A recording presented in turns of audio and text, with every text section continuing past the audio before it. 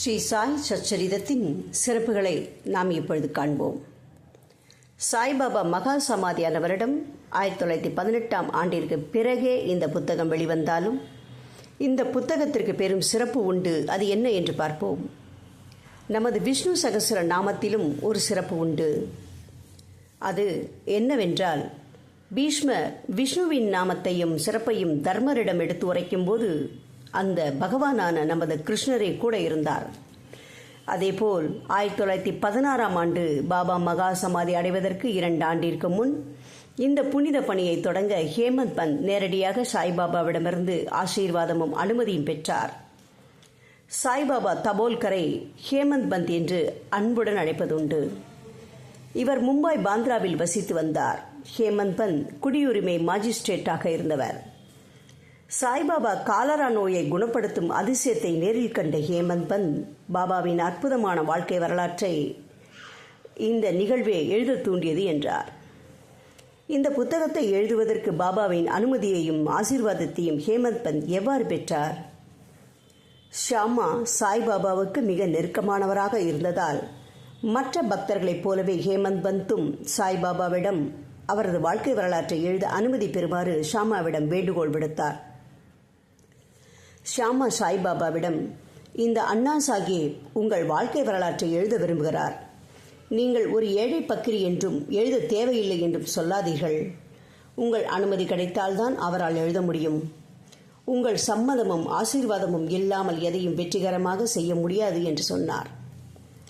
ஷாமா கேட்டு பாபா இல்லை என்று சொல்வாரா என்ன? வழக்கம்போல் ஷாமாவின் வார்த்தைகளால் பாபா நெகிழ்ந்து ஹேமந்த் பந்துக்கு உதி கொடுத்து அவரின் தலையில் தனது ஆசீர்வாத கரத்தை வைத்தார். பிறகு சாய்பாபா பின்வருமாறு அவரிடம் கூறினார். ஹேமந்த் பந்த் இங்கு நடக்கும் நிகழ்ச்சிகள் அனுபவங்களின் தொகுப்பை குறிப்பெடுத்து வைத்திருக்கட்டும். நான் அவருக்கு உதவுவேன். அவர் ஒரு புறக்கருவி மட்டுமே.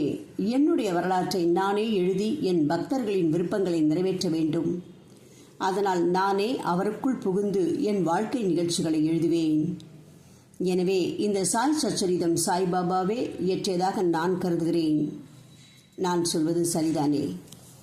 நம் இந்து மக்களுக்கு பகவத்கீதை, கிறிஸ்தவர்களுக்கு பைபிள், இஸ்லாமியர்களுக்கு குரான் போல் ஸ்ரீ சாய் சச்சரிதம் சாய் பக்தர்களுக்கு புனிதமானது. அதனால் ஸ்ரீ சாய் சச்சரிதம் சாய் பக்தர்களின் கீதை.